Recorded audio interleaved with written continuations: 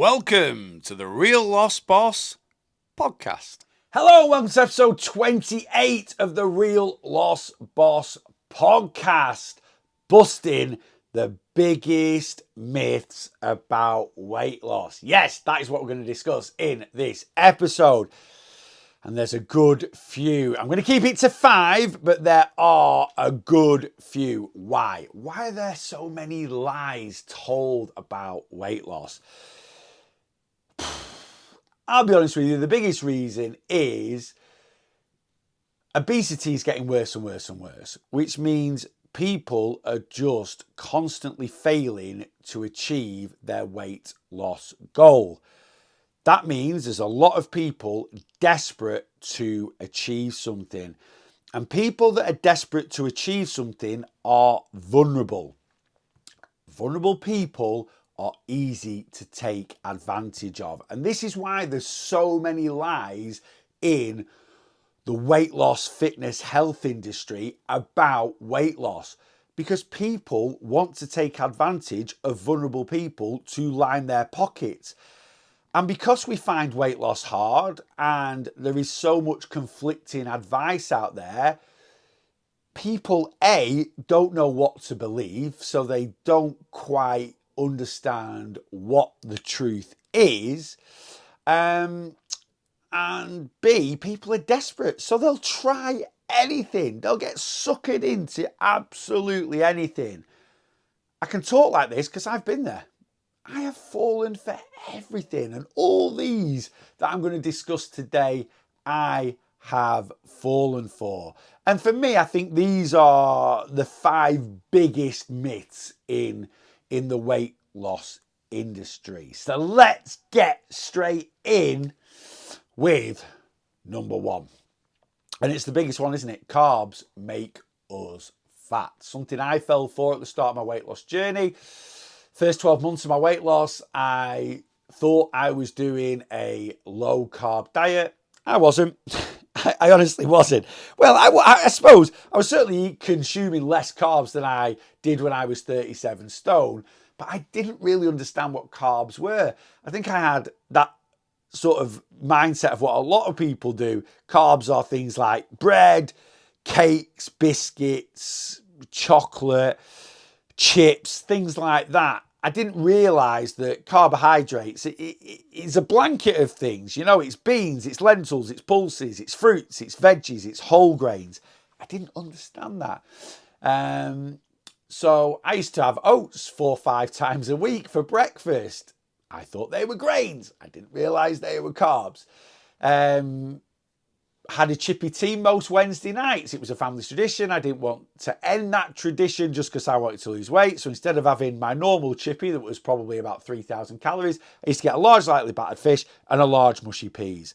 Batter on the fish, carbohydrates, not loads, but a large mushy peas is carbohydrates. And I didn't realise, likewise, you know, one of my sort of approaches to weight loss at the start of my journey was not to go to an extreme, just to be more responsible. So rather than going to the pub on a Friday and sinking 20 pints, I went to the pub on a Friday and had 3 or 4. And I'm stood there in the pub, people asking me about weight loss. I'm drinking a pint of lager, saying I'm doing a 0 or low carb diet. Yeah, there's quite a bit of carbohydrates in beer. But anyway, there we go. I apologise now to anyone that I talked to about weight loss in the first 12 months of my weight loss journey, especially if you knew what you were talking about, looking at me like I was daft. But yeah, that's where I was, because when I started my weight loss journey, the Atkins diet was big business. That's kind of disappeared now, and it's the ketogenic diet, just no carbohydrates. Now there's a new diet on the market that seems, it's not new, but like an extreme ketogenic diet, which is the carnivore diet. I'm seeing that loads on social media. And do you know what? The carnivore diet is going to be one of the most dangerous diet trends there is. Why? Because it promotes the consumption of so much saturated fat. And although these people seem very convincing, going, you've been lied to for years and years and years, animal fats aren't bad for us, saturated fats aren't bad for us. Yeah, they are, because there's no studies that tell us that they aren't. The studies that are available tell us that overconsumption of saturated fat over long periods of time is what leads to high LDL cholesterol, plaques in the arteries, heart disease, heart attacks, things like that. And until there's any evidence, which there never will be, to suggest otherwise, yeah, I'm sorry, it's just an absolute load of bump. And I see a lot of these carnivore dieters coming on my social media, and I put in the comments saying, hi, can you just provide some non-biased controlled studies to back up your claims? I've not had one response, and I've been doing this for about 6 months now. Anyway, why did it come about that carbs make you fat? I think it was in the 70s. Don't quote me on that. But anyway, there is something knocking about called the carbo-insulin model. And the carbo-insulin model, basically, I'll summarize it very, very simply. It doesn't quite work like this, but when we eat carbohydrates, our blood sugars raise. Natural response from the body, nothing wrong with that at all. So our blood sugars raise. The glucose in our blood goes up. Our pancreas releases a hormone called insulin. That insulin takes the glucose out of our blood and transports it and stores it as glycogen in our liver or muscles to be used as energy. One thing insulin does do is it causes lipogenesis. And lipogenesis is the creation of adipose tissue. Yes, body fat. So basically, a lot of people have come out with this theory that if you have insulin present in your body, you don't burn or lose fat, right? And actually having insulin present in your body just creates fat. It doesn't get rid of it. It's a load of garbage. It's a load of nonsense. Don't get me wrong. What isn't nonsense is eating carbs raises our blood sugars. Correct. Insulin takes that blood sugar and stores it in our body to be used as energy. Correct. Insulin does create the formation of adipose tissue, body fat. Correct. That is all correct. What isn't correct is if that process is going on, which is a totally natural process from the body, you are unable to lose body fat or use fat as energy. Nonsense. Our body fat levels are determined by one thing and one thing only: calories. Calories in versus calories out. Thermodynamics. We need body fat in the body, right? Being stupidly lean is not healthy. Having an excess amount of body fat is not healthy. There is a healthy level of body fat. For a male, anything under 25% is all right. 15 to 20% optimal. That's perfect, yeah? Female, anything under 30% is all right. 20 to 25% for a female, really, really good. Why is females' body fat levels or health a little bit? Because females have more body fat than males, right? Why? Biology. There are certain things that ladies have that men don't have or men shouldn't have. One being breasts, and also ladies tend to store more fat in their hips and bums and legs, and that's due to childbearing, giving birth and stuff like that. Okay, so females will always carry a little bit more, or should always carry a little bit more body fat than males. And you know, body fat's essential in the body. It is an insulator. It's how we absorb a lot of vitamins and minerals into the body. It's how a lot of hormones are regulated in the body. So, you know, females, for example, that have extremely low levels of body fat might not have a regular menstrual cycle. Exactly the same. Some females that have very high levels of body fat might not have regular menstrual cycles because it can affect hormone imbalance. So we have that sort of healthy level. So the body creating fat is fine. We need it. We need it for energy. We need it for other things as well. The carbo-insulin model has been debunked because of the laws of thermodynamics. And I always like to use the analogy of logs, right? Bear with me. I've probably talked about this before, but this is kind of the analogy. This works in my head, so hopefully it'll work in yours. So body fat is just stored energy. That's all it is. It's energy stored in the body to be used as energy. So let's think of another energy store. And this is why I use logs, a pile of logs. So in winter, November, it's cold. If you've got a real fire or a log burner, you'll have a pile of logs. And let's say you bought 100 logs in November and you're burning logs. You start off with this big pile of logs, big pile of energy, and you're burning that energy. And that energy will reduce as you burn it. Now, it might get to January. So we've done November, we've done December, we're in January, and you've got 10 logs left. So it's time to order some more logs. But you're like, you know what? It's January, we've got February, get into March. The weather gets quite a bit better. So maybe I don't need 100 logs this time. Let's just get 60. I'll get 60 to top up the log stores. So I started off with 100. I've burnt 90. Got 10 left. I've replaced that. Added another 60.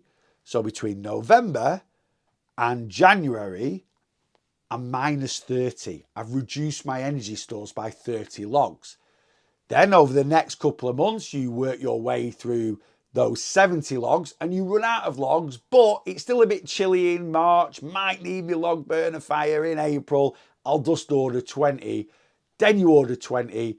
And in November, I had 100 logs. In April, I've got 20 logs. So I'm minus 80 logs. Why? Because I am replacing the energy with less energy than I am burning, which is reducing my energy stores. And that's all the loss of body fat is. Yeah, if you've got 100 pounds of excess body fat in November and you constantly burn that body fat, which we do, we burn fat 24 hours a day, 7 days a week, and you're replacing it constantly with less energy than what you're burning, you are going to reduce your body fat stores, your own log stores. And that's how it works. And it doesn't matter what natural processes are going on in the body. If you are consistently in a calorie deficit, you will consistently reduce your energy stores, the scales will consistently come down, and you'll consistently lose body fat. So this carbo-insulin model, why did that then spike into carbs make us fat? I think what cemented it was when these theories started coming about, people started doing zero carb diets. Like I say, the Atkins diet was massive when I started my journey. Now it's just keto, and now we've got this extreme keto, the carnivore diet. And these, keto warriors, as I call them, that have gone on ketogenic diets, lost a lot of weight very, very quickly. And with a lot of the weight loss stroke fitness industry, a lot of people put 2 and 2 together and get 5. So I've not had carbs for 2 weeks and I've lost 20 pounds or 15 pounds or something, a ridiculous amount of weight. More weight than I've ever lost doing any other diet, doing Slimming World, Weight Watchers, whatever. It's obviously carbs make us fat. No. Why do people see this massive drop in weight very short term when they go on a no carb diet? I'll tell you why. Raise of glucose from eating carbs, insulin, glucose into the body as glycogen to be used as energy. 1 gram of glycogen stored in the liver or the muscles stores or attaches 4 grams of water. Yeah? And this is why if you have a period of time where you eat a ridiculous amount of carbs, you feel really bloated, like around Christmas or after a bit of an all-inclusive holiday. Because if you eat a lot of carbohydrates, you have a lot of glycogen in your system, and that glycogen stores a lot of water. So when you go on a no-carb diet, you deplete all your glycogen stores because you're not replacing the glycogen you're using because you're not eating carbohydrates. And not only do you burn glycogen out of your system, all that water that's attached flushes out of your system. You start peeing a lot. Anyone that's done the ketogenic diet, for the first week or so, you will wee a lot. You'll also find that that wee smells pretty damn bad, but that's for another podcast maybe. So initially, yes, you drop a lot of water weight. As soon as you eat carbs again, you'll swell back up, right? Because you'll replace that glycogen, and that glycogen will then store water. What about someone that sticks to a no carb or even a very low carb diet for a good period of time, 3 months, 4 months, 5 months, 6 months? they do seem to lose a lot of weight. Yes, why? Because the majority of our diets are made up of carbohydrates. Years ago, it used to be massive. It used to be a huge rich-poor divide in the UK, and carbs are cheap. They're still the cheapest macronutrient now. They were the cheapest years ago. Protein, 150, 200 years ago, was stupidly expensive. I'm not saying it's cheap now. It's still the most expensive macronutrient, but it's a lot more affordable than it was. So 100, 150 years ago, 80, 90% of a lot of people's diets were carbohydrates. Now, on average, it's about 60%. Some people's will be still 80, 90%. If you're a gym bro, or you watch me, or you are working on having a high protein diet, then your carbohydrate levels might be a little bit lower. But I would say, even me now, although I have a very high protein diet, I would still say 50% of my diet is made up of carbohydrates. So if I go on a no carb diet, I'm halving my calorie intake. Gone. See you later. So if I'm eating 3,000 calories a day and I go no carbs for me, I'm going to be eating 1,500 calories a day. Now, don't get me wrong, you are going to replace some of those carb calories with some extra fat and protein, but not that much. Why? Protein is satiating, it's very filling, so you're not going to be able to eat as much protein as you would carbs. And number two, fat just isn't that appealing unless it's with carbohydrates. It isn't. Think about it. I love cheese, but I'm not going to sit there gnawing a block of cheese. But give me a block of cheese with a nice box of crackers, and the real lost boss is getting tucked straight in. Likewise, butter. Butter is delicious. I absolutely love the stuff. But on its own, I'm not that bothered about eating a lot of it. Now, give me a bread knife and a nice tiger loaf, and that block of butter is getting nailed. So yes, we will replace some of those calories with protein and carbs, but not all of them. So yeah, people that do low carb diets or zero carb diets tend to go into a massive calorie deficit, which in turn will cause a lot of weight loss. Great, Neil, let's do that. No, why? Because for most people, it's really unsustainable. Just bear a thought, right? I'm recording this podcast now, a few days before Easter 2024, and just bear a thought for all those sad souls doing zero carb diets that aren't going to enjoy an Easter egg this week. Well, guess what? A lot of those sad souls doing no carb diets, the need to enjoy an Easter egg will take over, and they'll fail their diet and have an Easter egg, and then they'll feel like they've failed overall, and boom, they'll be back to square one. Carbs do not make you fat. They're an essential macronutrient, and they should make up a good chunk of your diet. And if you consume a decent amount of carbs while in a calorie deficit, you will consistently lose body fat. Number two, fat makes you fat.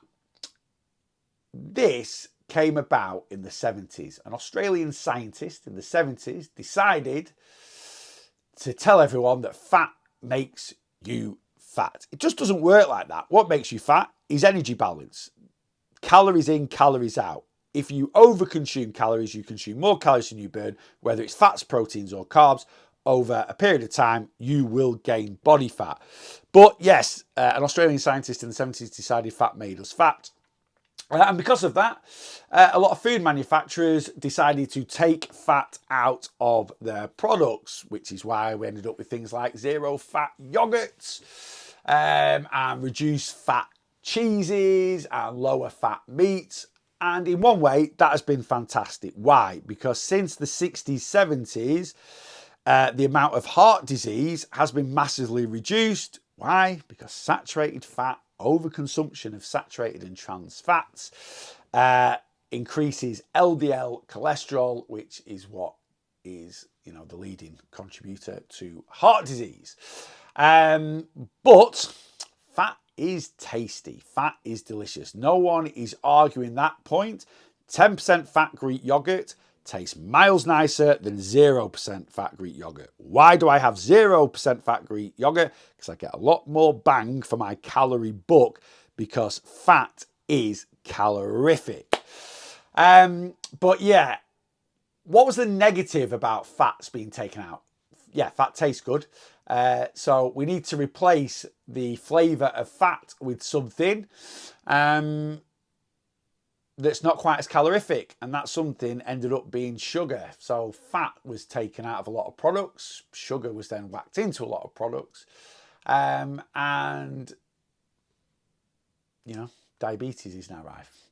Sugar does not cause diabetes, by the way. That isn't the, again, people make correlation and or people make a correlation and they think that's the causation, and it doesn't work like that. I will do a podcast on diabetes very, very shortly. But anyway, yeah, so, you know, sugar is not poison, but if overconsumed, like anything, as always, the devil is in the dose. It can be quite unhealthy for us. And obviously certain products are a lot easier to overconsume than others, and sugar is one of those. But anyway, fat doesn't make you fat. It just contains calories like everything else. But it is something we need to look at if we want to lose body fat, because calories are king, and fat, whether it's a good fat or a bad fat, a healthy fat or an unhealthy fat, it is 9 calories per gram. So yes, should we be looking at consuming more lower fat products on a weight loss journey? Of course we should. Eating at certain times of the day make you fat. This was a big trend or a big push when intermittent fasting first came about. Now, the intermittent fasters seem to be pushing more on the carbo insulin model kind of thing, where, you know, after a certain period of time, your blood sugars normalize, insulin isn't present, that's when fat burning is ramped up and all this nonsense. But yeah, there is still a lot of people that think eating at certain times of day makes you fat, certainly late at night. And again, a bit like point 2, correlation does not always mean causation. Is there a massive trend between people that have a weight issue that are obese and their eating patterns? And one of their eating patterns is overconsumption of calories later at night time? Yes. But people are not obese because they eat at 9 p.m. at night time. People are obese because they overconsume calories over a period of time. And one of the times when they overconsume calories is late at night. So why do we overeat at night time? There's a few different reasons, but for me, the 2 main ones are, number 1, we don't fuel the body correctly throughout the day. So that could be eating the wrong foods, that could be a lack of calories. And then at night time, we're starving, we're tired, and when we're hungry and tired, we lose self-control and then we overeat. Another, number 2 main reason is at night time, we don't have any other distractions to take us away from food. We can then do things like overthinking. Overthinking can create bad thoughts in our head. And if we are emotional eaters, bad thoughts, negative emotions running around in our head, we look at food for a distraction. I suppose the third one also is boredom eating. Again, that's down to, you know, not having much to do at night time. Sitting on the couch for a couple of hours, for me, always triggers me wanting to raid the fridge or eat something. I'm always a busy person, and it's something I've tried to make sure that I have in my life. Does that make sense? What I'm trying to say is I've always made sure I'm really, really busy. The one day where I kind of chill my beans a little bit is a Sunday. And on a Sunday, I'm quite happy to get on the couch, play my Xbox, watch TV, not do many steps. I've normally done all my steps by Saturday anyway. And yeah, Sundays is a day where I constantly want to be eating bits and pieces, and that's just kind of down to boredom. It doesn't mean I am bored. It just means, you know, monotony, sitting down a lot, not being busy, yeah, triggers overeating. But yeah, eating at certain times of the day does not make a difference on your weight. When calories are matched, it doesn't matter when you eat, the results will be the same. So, Take intermittent fasting. If you did something like the common 16-8, which is eating 8 hours a day, fasting for 16 hours a day, and you only eat between 12 p.m. and 8 p.m., if you ate 2,500 calories between 12 p.m. and 8 p.m., or you ate 2,500 calories between 8 a.m. and 10 p.m., the fat loss would be exactly the same. And, let's just think about this logically, which we never do. Let's say, for example, if eating at 9 p.m. at night made me fat, what happens then if I go on holiday to a different time zone? Does that mean, if I go to Spain where it's an hour ahead, does that mean eating at 10 p.m. makes me fat, or eating an hour earlier makes me fat? What if I go across the pond to the States where they're 5, 6, 7 hours behind? Does that mean then I can't eat after 2 p.m. because my body clock thinks that's 9 and I'm going to... It just doesn't make sense. What people that work shift patterns at night time, right? So people who sleep all day, work at night time. I know the theory actually behind gaining weight and eating later at night is more down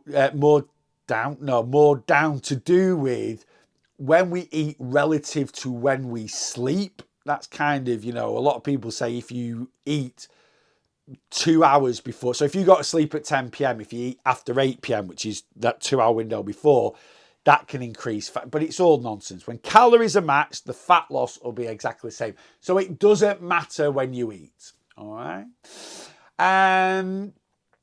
Next one, supplements causing weight loss. Something I have fallen for. I have fallen for this, I'll be honest with you, pre-current weight loss journey. And on current weight loss journey, I've tried all different sorts of fat burners and weight loss pills, and they don't work. They don't work. Now, when I say supplements, I'm talking things that you can buy out of magazines, things you can buy from supplement shops, things you can probably buy from like Boots or Holland and Barrett. I'm not talking prescription meds, all right? But I will talk a little bit about prescription meds because, again, they don't work. I'll talk about two actually. But anyway, in terms of like what we would class as fat burners, all they are is stimulants, right? Similar to just having caffeine, coffee, or an energy drink. And they're allowed to label themselves as fat burners or because they boost your metabolism. They only boost your metabolism a tiny bit, but they'll basically say if you burn 2,000 calories a day, normally, if you take our fat burner, you'll burn more than that. There'll be some little, small print somewhere that says you'll only lose body fat as part of a calorie controlled diet, which generally comes with all sorts of, gumph about weight loss. Why? The only thing that causes weight loss is energy balance, calories in versus calories out. That's it. We can pin everything back to that. And to be honest with you, most fat burners, you will honestly, if you took enough of them to increase your metabolism enough to put you in any sort of calorie deficit, you'd have a heart attack before you lost any body fat. Stick away from them. If it says fat burning, blah, blah, blah, it is just a load of nonsense. And this is the same, natural products that, again, stuff I've tried, green tea extract, apple cider vinegar gummies, right? They're not stimulants. They have lots of different theories behind them. People make up all sorts of stuff about why they aid in weight loss. They do absolutely nothing. Now, when I've said supplements, I said I'm going to talk about two prescription meds. I'll tell you why, because it's on my desk here. And I bring these out when I do lives sometimes. When I first started my weight loss journey, about 3 or 4 weeks into my journey, I went to the doctors for some help. Did I get any help? No. The NHS are absolutely pathetic when it comes to weight loss. And I know there's funding issues and this, that, and the other. But, diabetes takes up about 10% of the entire NHS budget, like £10 billion a year, something like that, right? One of the main reasons why diabetes is through the roof, and there's 3.8 million type 2 diabetics in this country. Type 1 is a medical condition that can't be helped. Type 2, yes, it can be hereditary, but most type 2 diabetes is caused by lifestyle. So it's like, why don't you kill the root? Instead of chucking all your money at trying to conquer diabetes, why don't you get to the root? Let's solve why people are obese in the first place. Yeah, but anyway, I went to the doctors for help and they offered me this stuff. This is Allat. This is from 2014 and I keep them now as a little reminder. So what Allat does is it's a prescription drug that stops your body or limits the amount of fat that is absorbed in your body. So basically, when you're on Allat, fat does not get digested by the body. It goes straight to the small intestine, into the large intestine, and comes out in the toilet. All right. Obviously, as I've already talked about, fat is the most calorific macronutrient. So obviously, if we reduce the amount of fat that is absorbed in the body, it's going to reduce our calorie intake, which in turn is going to help us go into a calorie deficit, which is the only way we lose body fat. What are the issues with Allat? Okay. The issues with Allat is, number one, if you are on a weight loss journey, you should be having a fairly low fat diet anyway. So it's pretty pointless taking these, right? You're trying to be more responsible with your calories. The first place to start with being more responsible with your calories is to reduce the amount of fat you can consume or you do consume, the amount of takeaways you have. Simple swaps like going from full fat yogurt to zero fat yogurt, going from 20% fat mince to 5% fat mince. Instead of having chicken wings, chicken thighs, swap to chicken breast. Yeah. So we should be naturally, and that was my argument with the doctors. I was like, well, I'm not really having much fat anyway. She was like, no, take it, have it. Right. So I took it. I took it for 10 days. I've already talked about in this podcast about having a chippy tea. Family tradition, Wednesday nights. I used to have large fish, lightly battered, and peas every Wednesday, apart from the last Wednesday of the month. The last Wednesday of the month, if I felt I deserved it, I have no issues with a work and reward mentality. Right? I have no issues with that. Some people do. I don't. You know, it's why we work hard. I work hard on a day-to-day basis and I like to go on holiday. That's my work and reward. And weight loss should be no different. You work hard, you deserve to have a treat. So the last Wednesday of every month, I used to have large lightly battered fish, large peas, and I'd split a portion of chips with my mum. For whatever reason, and I think I did it because I was on this Allat stuff, right? But the last Wednesday of the month, I decided not to have a lightly battered fish. I decided to have a full fat fish because I thought, it's all right. I'm not absorbing all the fat because of this stuff. One thing the doctor forgot to tell me was, if you're taking Allat and you have a very high fat meal, that fat wants to come out of your body rather quickly, very quickly, quicker than a near 37 stone man can get to an upstairs toilet. I won't go into any more details, but I made it about 7 steps up the stairs. I straight away stopped taking that stuff. So and do you know what? It is a fad diet because how long are you going to take it for? And that's the thing. There's something else on the market at the moment. It's got a few different names, but Ozempic. Ozempic is a diabetic medication that helps regulate blood sugars. But a side effect of Ozempic is it suppresses your appetite. And now people are jabbing this stuff into their stomachs. I read an article this week about Stephen Fry. He got it years ago in America, and it used to make him vomit 5 times a day. 5 times, and that is one of the big side effects of Ozempic, or this, whatever name it's given. I think Wegovy is another one. There's a couple of different names. It makes you very, very nauseous. And it's a fad diet. How long are you going to take it for? Have any of you guys watching this podcast had Ozempic? It is awful stuff. And there's no data, although doctors say, yeah, it's fine for everyone. There is no data that says consuming this, if you're not a diabetic, or even long-term data on jabbing it into your stomach, even if you are diabetic, what the long-term issues are with it. But anyway, supplements are garbage. forget it. If you want to suppress your appetite, if you want to speed up your metabolism, eat loads of protein. That will also suppress your appetite. If you want to increase your metabolism, eat loads of fiber. Again, that will also suppress your appetite. And if you want to burn more calories, don't take stupid supplements. Just move a bit more. All right. And in terms of things like these drugs that like all are starting out, don't bother. Just stick to a healthy, sustainable calorie deficit. If you want to know what that is, again, I'll put the details in the description of this podcast. Come on, plan with me, and I'll show you the right way.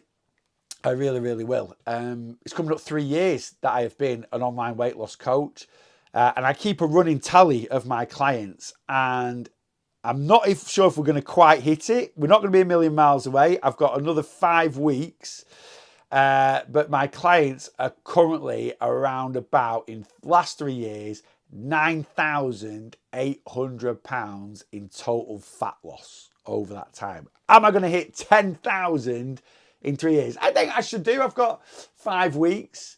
Do my clients? Yeah, normally we lose about. To be fair, I should smash it actually, thinking about it. There's normally about £100 a week gets added to the total. So yeah, we should smash it. Okay, last one. Let's do weight loss is just about moving more and eating less. The amount of times I have seen this comment on the content I post on social media, doing different bits, and it drives me wild. Yes.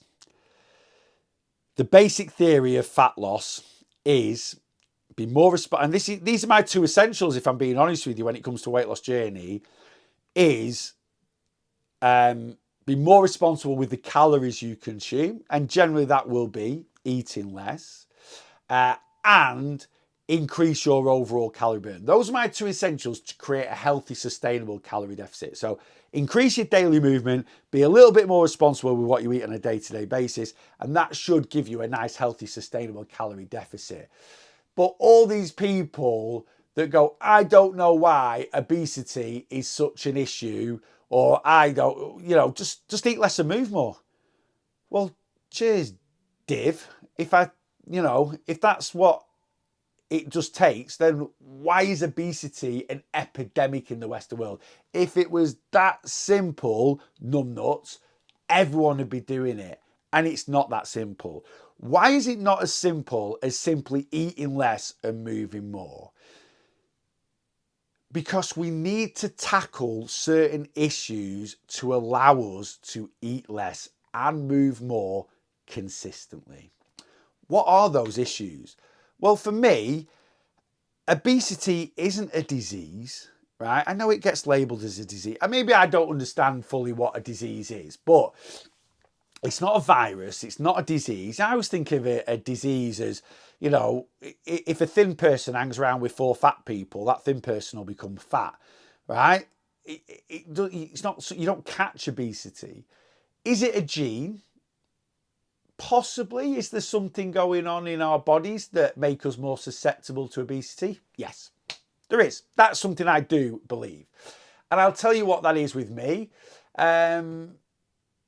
I'm naturally a lazy person. I'm not a lazy person now, but I naturally am. I still am a natural lazy person. I've got a bit of a lazy mentality. Someone actually said to me the other week, that's actually brilliant because you'll problem solve well, or something like that. And what I mean by that is, I'll always look for the quickest way to do something, which in the long run actually it's things like, get flat pack furniture. Do I read the instructions? No. And I know loads of people do this. I'll just get stuck into it. And then next thing, I've put the drawers in backwards. I've done this and I've got to take it all apart. And I know that's quite a common thing. But yeah, I'm always, even though I know if I do it this way, it's only going to take me another 5 minutes longer and it'll be spot on and I won't have to redo it. I'll always try and look for a quick fix. And that's where I think someone said, well, that means you're really good at, you'll find like the optimal ways to do things sometimes, maybe. But yeah, I'm naturally a lazy person. I don't move much. I do now. I didn't. And yeah, sometimes I'll always choose the easy option. What's easier, ordering a takeaway or cooking? Ordering a takeaway, I'll order a takeaway. Again, I've retrained my brain, I've retrained myself to not do that. And this is why I don't believe it's an embedded thing, because we can retrain ourselves, right? We can. You know, it's like you can reform as a character, and that's what I've done. Likewise, I've got a massive appetite. I'm a massive foodie. So you put all these things together: massive appetite, massive foodie, love my food, can eat and eat and eat. My mum always said that. She said she used to give me a bottle as a kid, and there was no like, try and get another ounce down in. My mum was like, she stuck that bottle in my trap, and I gone, and nothing's changed. So I've got a big appetite. I'm a massive foodie. I love eating. I get joy from food. Again, I don't mind saying that. There's nothing to be ashamed of with it. And I'm a naturally lazy person, which means I am prone to over consuming calories, and I'm prone to not burning many. Put that together, and that does create obesity. But yes, the basic theories might be if you move a bit more, if you eat a bit less, you're going to lose weight. But obesity is a mental health issue. It's something that needs fixing in here, in our mind, right? I always do that on these podcasts. I am aware some of you might just be listening to it rather than watching it. I'm currently tapping my head, by the way. But yeah, it's a mental health issue, and we need to tackle that mental health issue. So yes, the approach, eat less, move more, the way we tackle that approach. You know, if your approach to moving more is going to the gym 6 times a week for 2 hours at a time, how sustainable is that? How long are you going to keep up with it for? If your approach to eating less is eating 800 calories a day, or not eating carbohydrates, or, you know, limiting the amount of time you can eat in a day, how long are you going to stick to that for?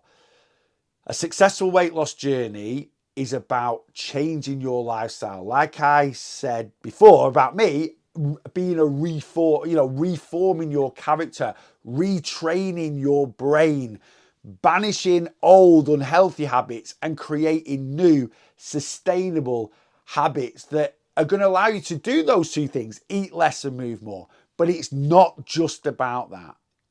Then, alongside this lifestyle change, we then need to tackle, why are we obese in the first place? Because you eat too much, because you don't move enough. That isn't the biggest cause. It really, really isn't. I ate more calories when I wasn't hungry than when I was hungry. Why? Why am I constantly eating food?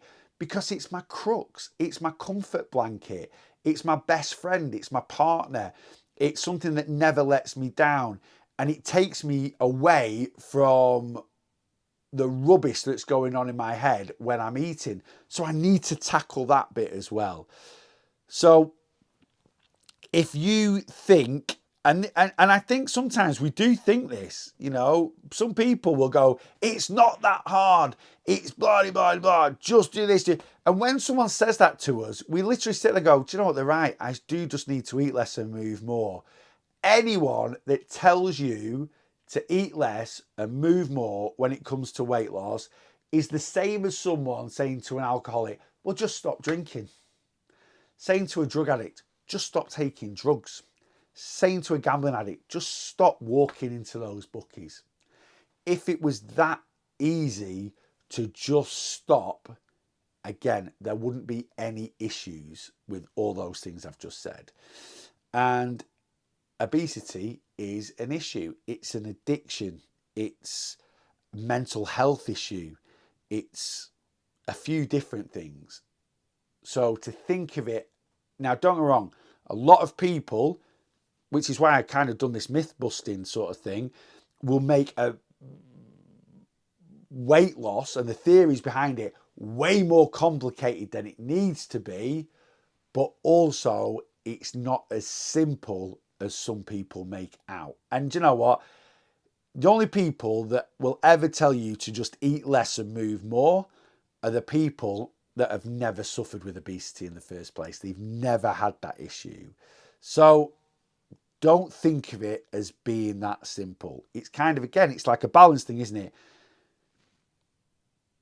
It's not as hard as some people make out, but it certainly isn't as easy. So if you think it is just a case of simply eating less and moving more, you're going to fail on your weight loss journey. Why?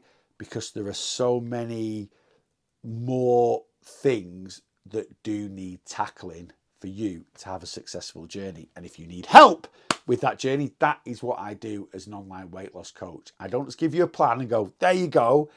I do lots and lots of work with all my clients around changing mentality, changing approach, changing mindset, retraining that brain, because that is what we need to do. There we go. That's it. So, the 5 things I've mentioned, you just need to understand. Carbohydrates do not make you fat.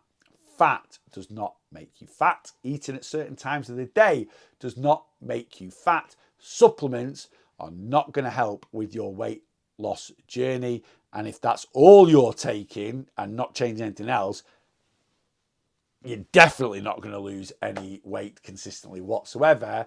And weight loss is not simply a case of eating less and moving more. The only thing that causes fat loss consistently in the body is consuming less calories than you burn. But of course, it is how we do that that is the magic. That's it. I hope you found this podcast useful as always. Comments, likes, subscribes, tell people about it if you think it would be helpful. If you don't think it would be helpful or you didn't like the podcast, just keep that to yourself. And until next time, whenever you're watching this, hope you've either enjoyed an Easter egg or you're going to enjoy an Easter egg. And also make sure you are bossing your weight loss.